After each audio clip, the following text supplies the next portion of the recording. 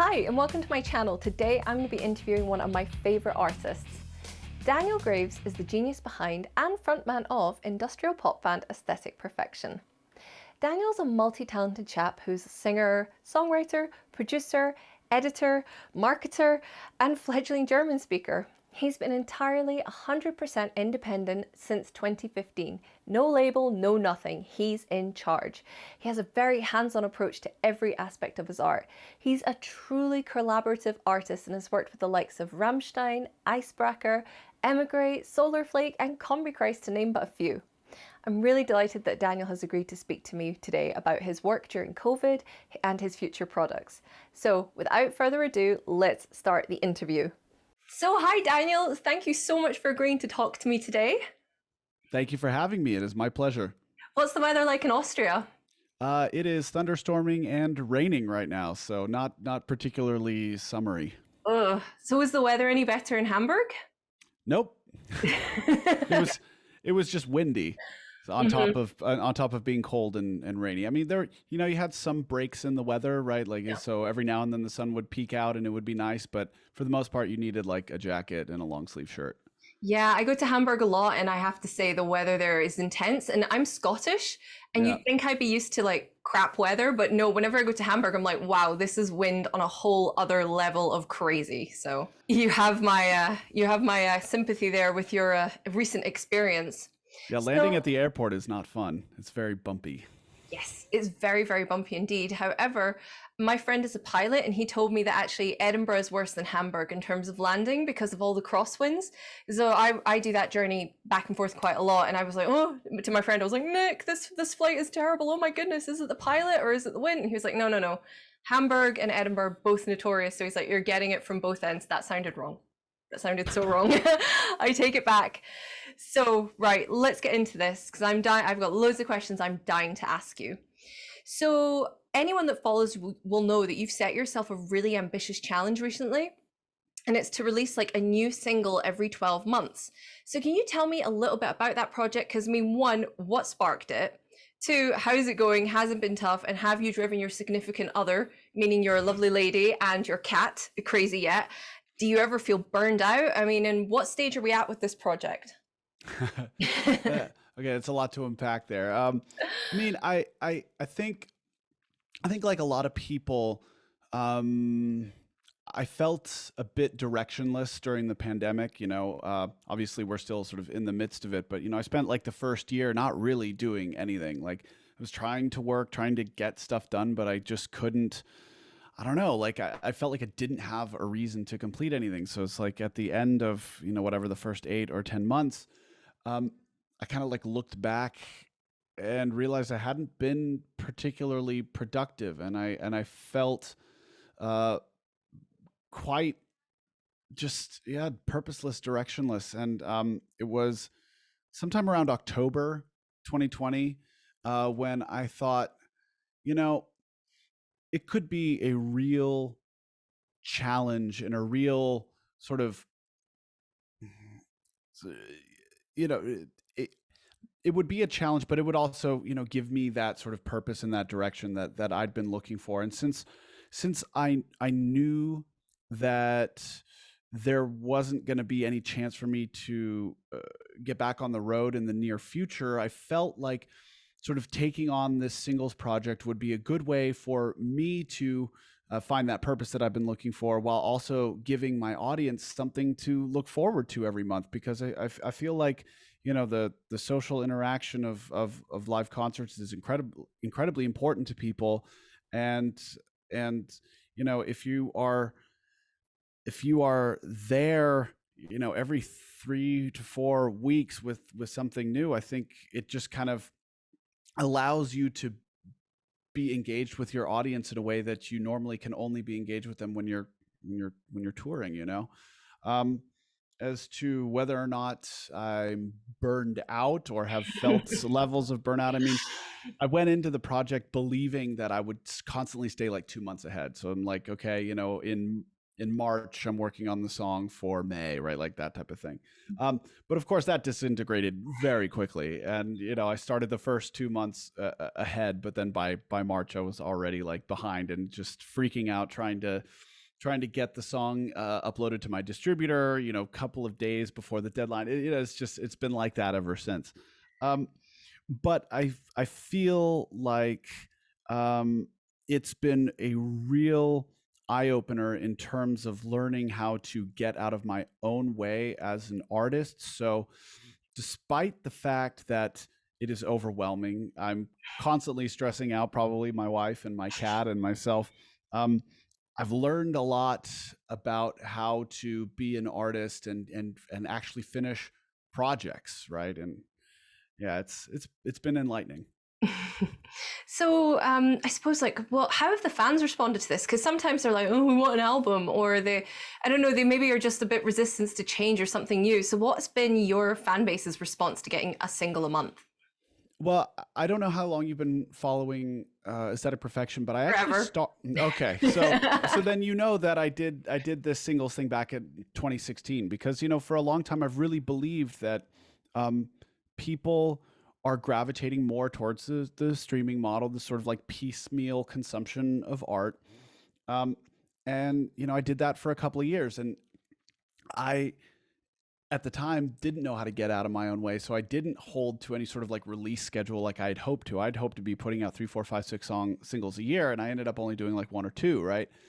And so at the end of those couple of years, the my fans were like, we really want a record, we want like a whole full length album. And even though I did not feel particularly like that was the the maybe I don't the right way is not the correct way to articulate that, but I didn't feel like it was sort of going with the flow of the current music industry. But I also felt like I would be foolish not to listen to my audience when they say that they want something. I sort of took it upon myself to imagine that I'm like a painter or a sculptor, and I'm accepting a commission from some wonderful benefactor, right? And so I went into the creation of Into the Black, which I released in 2019, like it was a commission, and I really, really enjoyed the process.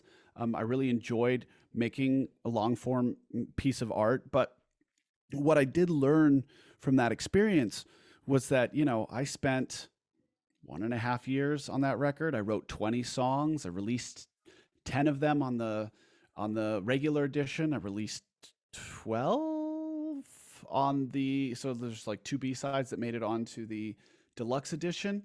How many songs off of that album remain to be listened to by my audience? One. Mm. Gods and Gold is the only song that people listen to off of that record, and everything else has just sort of like disappeared in the wind. And so it sort of made me think like maybe people don't actually recognize that this is how they consume music, even though they say like in a conscious way, oh yeah, I really love records.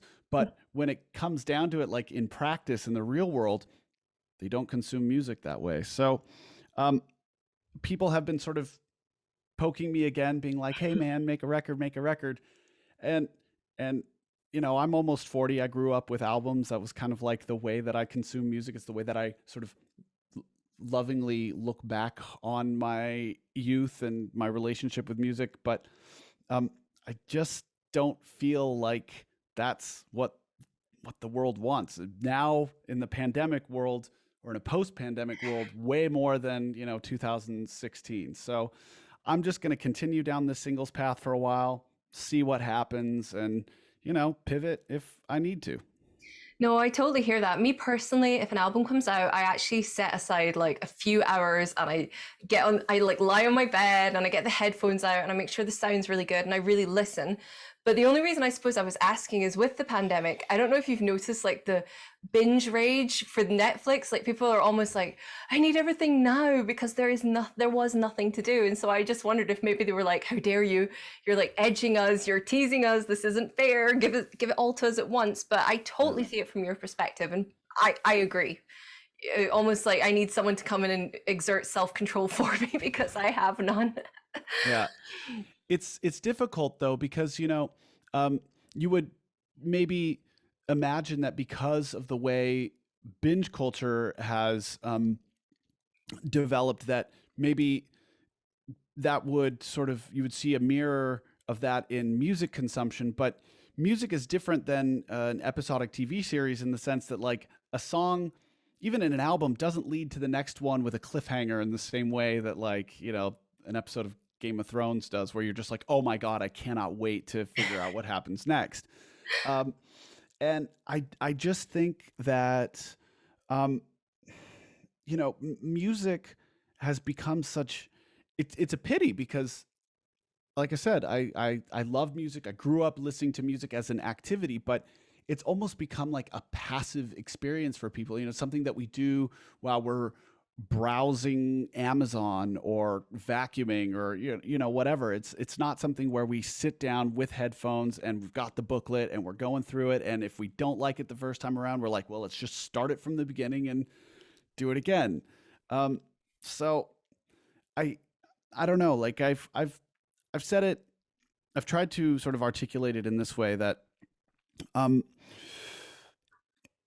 it's important for artists to follow their own instincts, but they also need to read the room like a comedian, right? Like a stand-up comedian goes on stage, no matter how funny he thinks he is, how brilliant he thinks his set is, if nobody's laughing, then he's not funny. Mm. And so with music, it's like important to understand your audience, because even if you're bringing out the most amazing piece of music, if you're delivering it in a way that the world can't understand or resonate with, then you're kind of, I don't know, you're almost like wasting it. Mm. No, that's true. But speaking of waste, that kind of leads me on to my next question. So, you basically said that if each month the goal wasn't reached for fundraising or whatnot, the song would be lost forever. It would slip into the void and we would never hear it. And I was reading this going, bloody hell. And I was thinking to myself, like, you create this baby. Are you prepared to just, like, flush it down the toilet and it would be gone forever? But, like, how would you, as an artist, be prepared for that? Oh, well, I mean, that was just hyperbolic language. I mean, you gotta you gotta remember, it's like I'm sort of like working through this project as I go. It's not like I'm sitting on a bank of 12 songs. I think a lot of people Okay. sort of like assumed that, starting in December, I'm like, all right, all my 12 songs are done. Time to just kick my feet up for the year. It's like this was really meant to be a living, breathing project. And I wanted it to sort of be a snapshot in time of who I am over the course of this year, and sort of how I evolve artistically as I'm having this conversation with my audience, right? It's like I put out a song, I get feedback. Even if I'm not uh, consciously taking that feedback and internalizing it and using that to inform my next artistic steps, there's no doubt my subconscious brain is doing that. And so I really feel like, when you look at January and when December ends up being done and there's some space between all of that, I feel like maybe at least I will be able to see a difference of, who I was when this began and who I was when it ended. Now that means that I'm not gonna just I'm not throwing a song away if I ended up skipping a song. It just meant like I had more time to work on whatever Yeah. was planned as the next one. So it's not like I had some grand idea that I'm just like, all right, now I'm gonna bin it. It's like, no, I'm just gonna, kind of take my time a little bit more with this one. And, you know, I don't like to think of myself as a gullible person, but I am completely gullible. I'm the salesperson's target market. Is like, oh, if you don't get it today, it's going to be gone tomorrow. So when I read that, I was like, I took it so literally. I was like, oh no, but I suppose I didn't really have to worry about it because you smashed all your goals. yeah, I like You hit unlocked. all your targets. Yeah, I unlocked all of the 12 singles. I think it was like in 3 weeks or something. And I thought that I would be doing this all year. Like, for August, like, come on, guys, we only need 3 more Patreon supporters in order to unlock the single for the month. And no, No, I it's know. like, Like I was impressed. Like I was like, wow, because sometimes you set yourself these ambitious goals, and plenty of people did. Not necessarily about music, but like, I'm gonna get fit in lockdown, or I'm gonna learn Mandarin in lockdown, and then a couple months later, it's like. But were you nervous when you set these goals? Like, were you a bit? I don't know. Did you feel vulnerable, kind of putting yourself out there like that? certainly. I mean, I remember going to bed the day, you know, it's like, so the night I made the announcement and going to bed and being like, what have I just done? Like, what have I just sort of committed myself to? But, you know, I'm the type of guy that needs that. Like, I need the pressure. Without it, I don't get anything done. And that's, you know, that's kind of what I saw during the first, you know, 10 months of lockdown, where it was like, um, I had the best intentions. I was like, I'm going to make a record and I'm going to do this and I'm going to do that. And then I had like, you know, a few demos laying around and, you know, nothing really to show for it. And I was just like, okay, I've got to light a fire under my ass and force myself to do things. So yeah, it was terrifying. And a couple of times I did wonder if I'd made a huge mistake and perhaps regretted it a little. But you know, now that I'm over halfway through, I'm really really excited about it, and I kind of don't want it to end. Well, that takes me on to my next question. These songs, I would say, are very vulnerable. Like, you really kind of put yourself in these songs, and I have to say, your New Drug song, that to me that resonated so much, because I mean, it's not that I've ever had an abuse problem, but I swear to goodness, it's at certain points of this lockdown where I was just absolutely bouncing off the walls. And at one Yeah. point, I had to do actual 10 days isolation when I come back from a trip abroad. And I was going up the walls. I was like, I just want to feel something different from what I am now. And I swear, if there had been substances other than beer in the house, I probably would have. Yeah, I mean, for real, like a new drug can be anything, right? Like, it doesn't even necessarily have to be substances. It can be, you know, whatever your vice is, you know, whatever it Yoga. is that's sort of like, I guess there are worse vices than that, but you know, ones that are sort of like really pulling you down, you know, things, you know, when they start to become a problem. And I think it's really just about like searching for a healthy outlet for, you know, all of these kind of very human desires.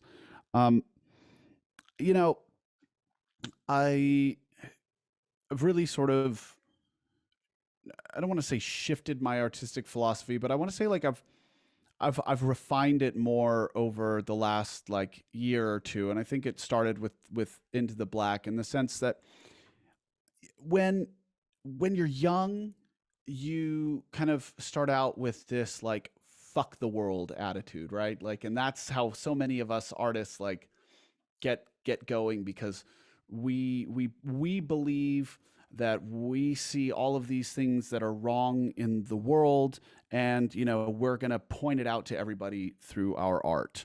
But then you get older and you start getting more introspective, and you start thinking about sort of, or at least I started thinking more about like, well, what if a lot of the problems in the world are reflected, you know, like the things that I hate in the world, what if these things that I hate are just reflections of these things that are inside myself? And um, I started making a concerted effort to stop pointing the finger at anybody else and simply writing about my own struggles, the things that I dislike about myself, and and recognizing that other people kind of pick up on that in their own way. Like, maybe somebody sees that as a reflection of the world. Maybe somebody sees that as a reflection within themselves. And I just think that it's sort of like an artist's job to try to articulate the things that maybe other people haven't taken the time to articulate for themselves, or maybe cannot articulate for themselves. Oh no, I totally understand, and you're gonna laugh at me, and it's not the same thing. But back to my vice, yoga. Certainly for me, the reason it is so addictive to me is it is that introspection. It's that nothing exists outside the mat, but you almost have to look into where you're at that moment and kind of assess it. And for me, that's just been, I'm not trying to convert you, I'm not part of a cult. I promise. Well, not anymore. But it's just, I totally understand what you're saying there. Um, and I totally get it, and I do, and I think often we're so busy looking around that we don't stop and center and actually think. And that's one thing that it taught me, was to shut my brain up, because I like to call it my little rat brain. It's like scrabbling around, looking at everything, getting anxious about everything. But it's like the 1 hour where I actually center in and I really reflect that actually a lot of the things that are making me anxious, I was going to say self abuse, but it's self inflicted, you might say. So, okay, let's look. So I think we've actually covered that question, because I was like, what's been the difference compared to like traditionally doing an album? But you've never really been a traditionalist, have you? No, because I feel like all the sort of great artists have been rebels, Hmm. and you know, I don't like I aspire to be like a David Bowie or a Trent Reznor or something like that, or a Freddie Mercury, like these artists who just defy kind of all expectations and conventions and continually reinvent themselves, for better or worse. Because I don't. It's not even like an ego thing. It's just like I cannot find any. Uh, I can't find any reason to ever retread a path that I've already been down. It's just so not interesting. Hmm. So, uh, you know, uh, even when I started, I tried to sort of defy the conventions of the industrial music scene, or whatever that really meant in 2004 2005. But it's just been um, a personal thing. It's not like I do it to, I'm not trying to like flip off anybody or anything. It's just really about my own sort of internal desire to constantly move forward, um, and try to be like all of these artists who I so deeply admire. Yeah. Because I mean, you've been independent, like fully independent, doing it for your sisters, doing it for themselves since 2015, right? Yeah, 2015 was the last release that I made on a label. So that was the sort of reimagining of the blood spills not far from the wound record that I originally released in 2007 under a pseudonym, because my labels made me split those songs off of into a new project because they wouldn't let me release it as Aesthetic Perfection. Mm. And so that was the last sort of official release that I did with a record label. And then in 2016, I think LAX came out, and that was my first release as an independent artist. Mm. So what was, I mean, that moment, surely there must have been people going, "You're crazy, what you doing?" Or was it like a moment for you of, "I'm terrified, but I've got to take this leap"? I mean, how did it feel? What was going on in your head that moment? What were you feeling? I mean, I'm terrified all the time, right? Like, Join the club, I love anxiety. it's it's not that I like it, but I feel like it's these sort of pivotal moments where you feel like you're standing at the edge, where you have to jump, or else you are just kind of never going to progress. Um, and it's really, there is no such thing as an easy decision, or let's say like none of the decisions worth making are easy. Yeah. So, uh, of course, I was terrified to step out on my own.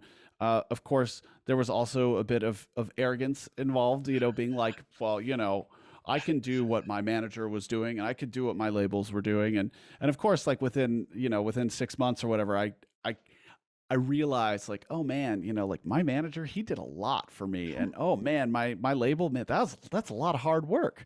Um, and I sort of had to learn a bit of humility, and I actually reached out to like my former manager, being like, hey, I want to apologize for thinking that your job was easy, because this shit is hard, right? Um, Oh so no, I understand. um, it, just like with the singles project, I was totally scared, and a lot of people thought I was crazy for doing it, and maybe they were right, and I still sort of think that it's a it's a bit mad, all of these things, but you you got to do it, or else life's Yeah. boring. very true. So, I mean, was it all the jobs you do? Let me list. I think it's like songwriter, producer, singer, musician. What is it? You do your own marketing, you do your own video editing, you do your own design, you're a merch expert, you're a tour expert. I mean, is there any? Oh, and you're a fledgling German learner. I, It's true. Yes. Dude, Yes. I'm really impressed that I gave up. I'm not giving up. I just find it so difficult. I speak Mandarin and I find Mandarin really easy. German, not so much. I was honestly having a nervous breakdown in a cafe in Hamburg because the guy couldn't understand me when I asked for a cappuccino, which is kleine Cappuccino Bisser, and he kept going, I don't understand. So I had a breakdown. But so I'm super impressed. But out of all those hats that you've had to put on and do it yourself, which one to you was the most difficult and the one that you were most surprised by what actually went into it?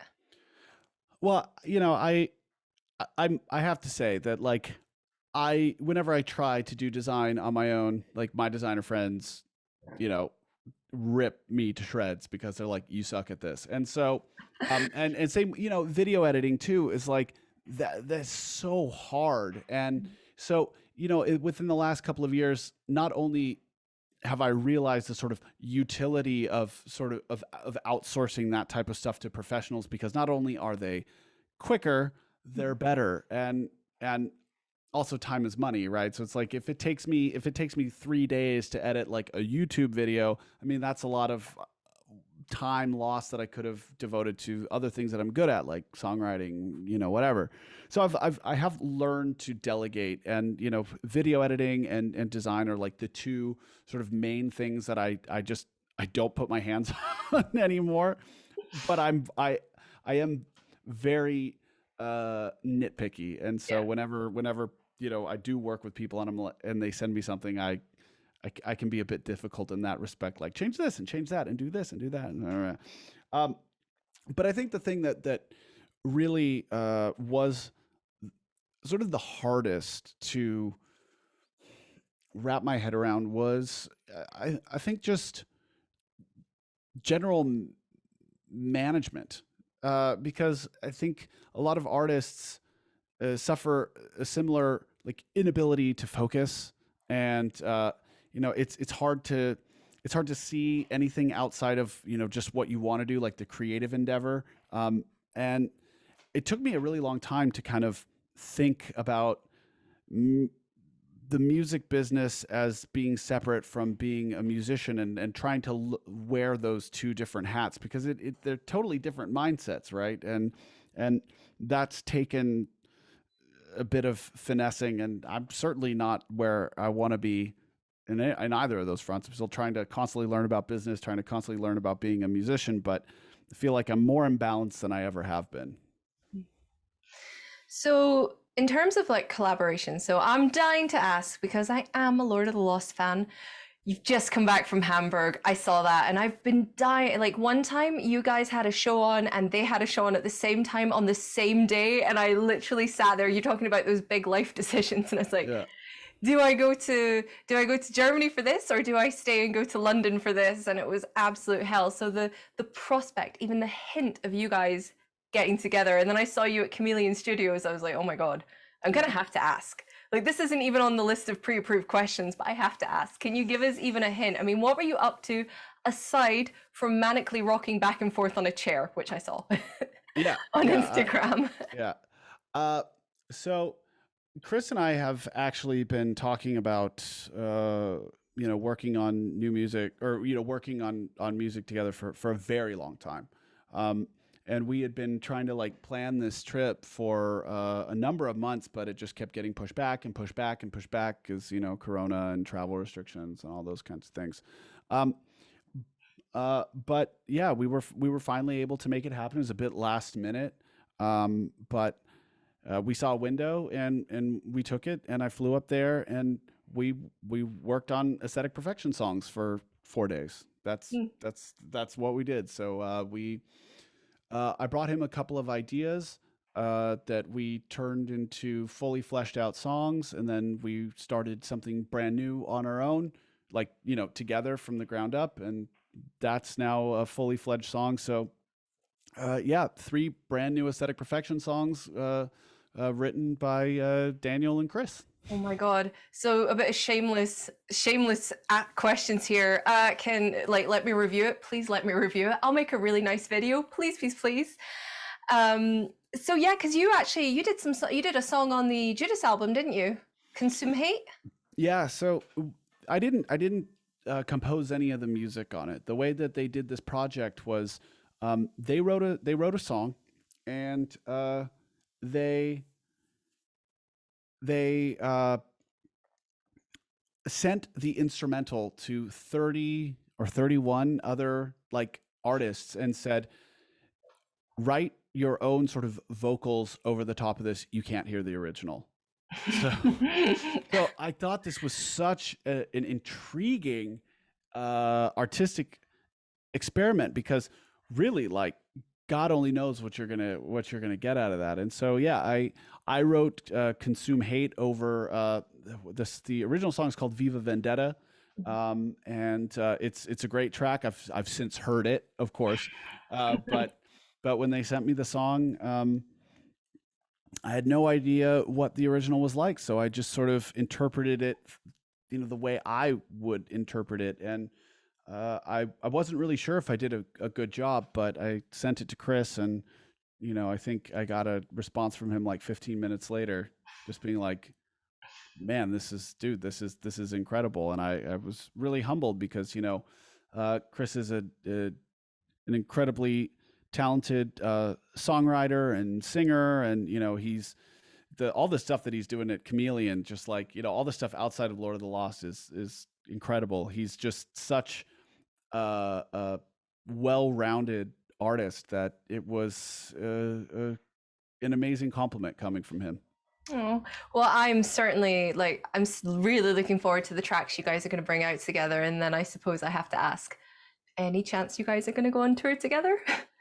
It's so hard to say like what the future's going to hold with, all of the pandemic and travel restrictions and all that kind of stuff. Like I've personally tried not to focus too much on when I'm going to get back out there, because, I've got this project right now, which is just so like all encompassing. I don't have so much mental bandwidth to think about what might be and blah, blah, blah. But I can tell you that we really love all of those guys, and we have mused about the possibility of going on tour together. It's just, at that point, it's more about timing, logistics, all the boring stuff. But we love those guys, and hopefully it'll happen one day.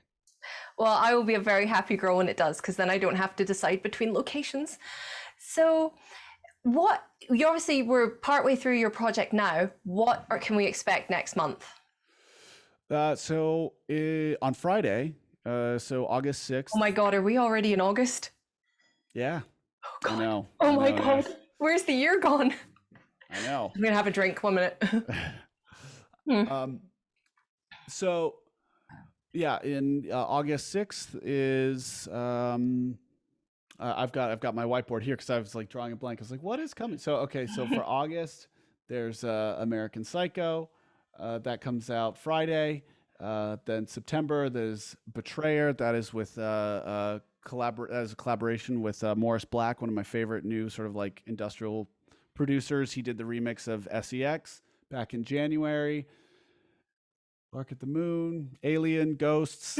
These are all the songs that these are all the song titles that I've never told anybody ever. So there you go. Is this an exclusive? Can I like market this as an exclusive? Oh my gosh, I'm so happy. You've made my Tuesday.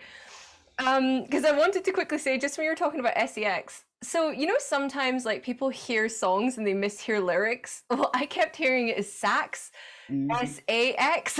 Yeah. So have you ever had a fan kind of really, or anyone really mishear your lyrics? And if so, what song was it? Or what song is most commonly misheard? I think most people mishear Great Depression. They hear the part where it says "hey." They think it says "cake," and so a lot of people just yell "cake" at me. I'm not even kidding. They'll like at shows they'll yell "cake," and I'm like, okay. I mean, I don't hear, but I think the thing is though, is like, I think it's funny, like, and you know, it's a bit of an honor that people sort of listen to your music that much, and you know, hear their own sort of words into it, and then create their own kind of like uh, jokes around it. I think it's great. Like, oh, everybody hears an echo. They hear stuck inside a nickel, which is interesting. And of course, sex.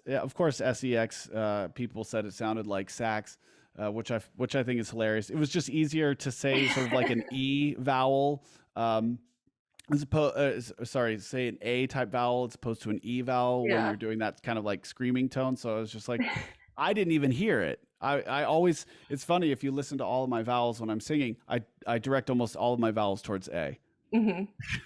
Well, because I it's had a easier. moment because I was listening to it and I went, sax. And then I looked to the picture and went, oh no, because on the album, obviously, you're like half Of clothed course. and you've got Yeah. sex written across you. And I was like, oh, sex. Okay, okay, right. Now I get it. That makes Yeah. more sense than sax. Okay. So just because you are literally, she's there, she's a superstar. I follow Mara on Instagram. Let's talk about your cat. Yes. No, With I gotta pleasure. ask, how has she coped with you being at home? Because, I mean, you've not been on tour, you've not been away. Usually you're Mr. Globetrotter, or in the words of Pitbull, Mr. Worldwide. Yeah. So, how has she coped with all this extra attention? Because we're seeing lots of memes of pets being like, it's time to go back to work. Yeah. I need some space. Yeah, and that's not her. It's interesting because she's actually the most standoffish cat that I've ever met. Like she's really needs her own time a lot, and she hates anybody that is not my wife or myself.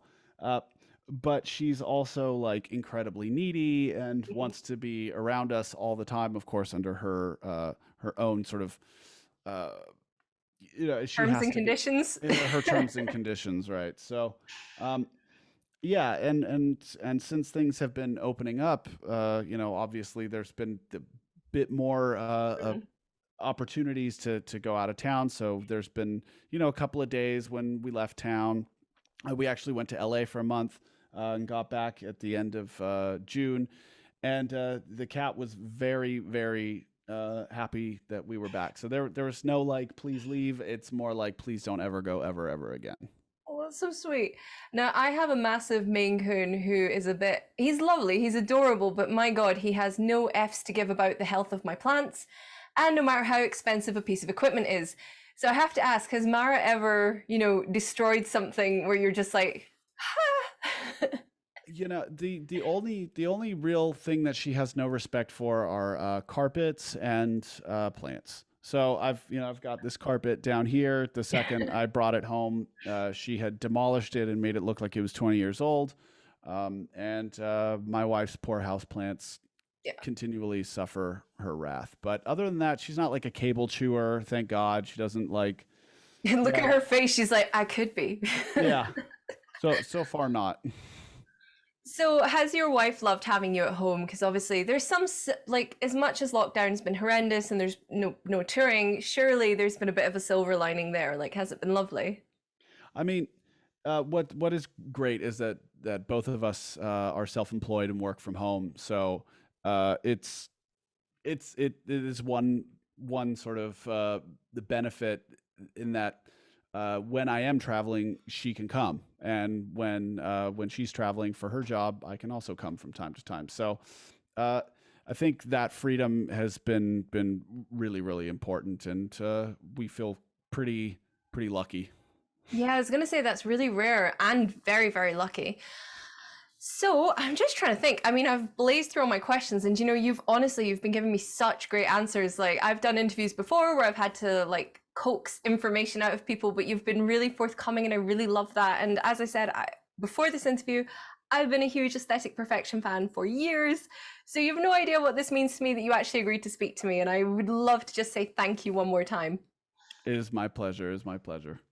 I mean, and then I said I had no more questions. I do this all the time, and then I'm like, actually, one more. I know you said you don't hope for anything and you try not to plan. Is there anything in the pipeline for 2022 we can possibly pencil in our calendars? I mean, I've really not thought too far beyond write, this project right now. Just like I said, it's been uh, just sort of taking up all of my mental bandwidth. Of course, like, you know, there's tentative talks about being able to go on tour again, but then there's also the caveats, like, yeah, but maybe not because X, Y, or Z. So I'm just kind of like, to booking agents, I'm like, all right, well, you figure it out. You can let me know when it's solidified, right? Like that type of thing. Um, and you know, I'm never short on ideas for projects, right? So I have a grand vision for a full length record. I have a grand vision for doing another acoustic record. I have a grand vision for a cover record. I have a grand vision. I have a grand vision. Believe me, I've got no shortage of ideas. So if I do end up being stuck at home again for any other extended period of time, you can bet I will not waste it. Mm. And I know I said that was my last question, but this is actually my last question. Octopuses, tell me more. Like, you love them. Come on. So Why the love? And have you seen that The Octopus, My Teacher on Netflix? I cried. I cried my eyes out. It's amazing. I've heard it's really, really good. I've not had the chance to see it yet. Oh. So when I was young, I wanted to be like, everybody wants to. They've got like a million professions that they imagine in their head when they're young, and I wanted to be either like an actor, or I wanted to be a marine biologist. And so I went to some kind of like hands-on like kids retreat type thing, because I lived in Southern California, and we were right near the water. And so we did this thing where we got to like dissect squid. And you know uh, the squid that I had was somehow like deformed and had extra spines and things like this. And I, at the time, I didn't really gather that. I just was like, what is this absolutely alien creature, and how has it got all of this like weird goings on internally? And it just looks like an alien anyways. And I don't know, ever since that sort of experience, I've found them fascinating. And then you know I was growing up in the 90s when Discovery Channel was constantly showing like Secrets of the Loch Ness or In Search of Bigfoot or things like that. None of those monsters turned out to be real, except for the Loch giant. Ness, I'm Scottish. Jury's still out on that one. Okay. Well, the only one that has since been sort of proven is the giant squid. And I think that the idea of like the monster is real is, I don't know, there's some kind of like vindication in that. There's some kind of like beauty in that. There's some kind of like reverence for nature in that. I don't know, but I've just always found cephalopods, just squid, octopus, nautilus, all those guys. I've cuttlefish. I find them just to be absolutely fascinating.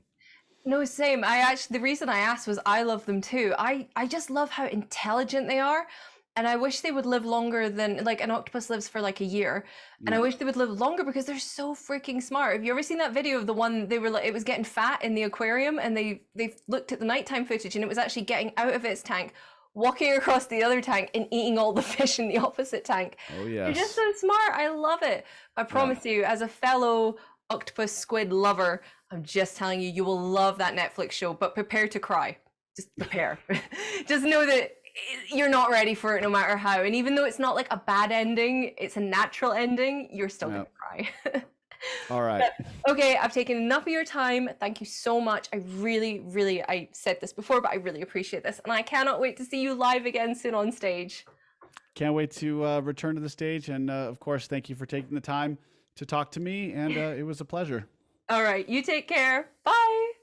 Well, that was a really fun interview, and I hope you enjoyed it. I'm super excited to see what's coming up with Aesthetic Perfection, and very excited to find out about that exclusive he was promising and what's going on with Lord of the Lost. So until next time, you stay classy.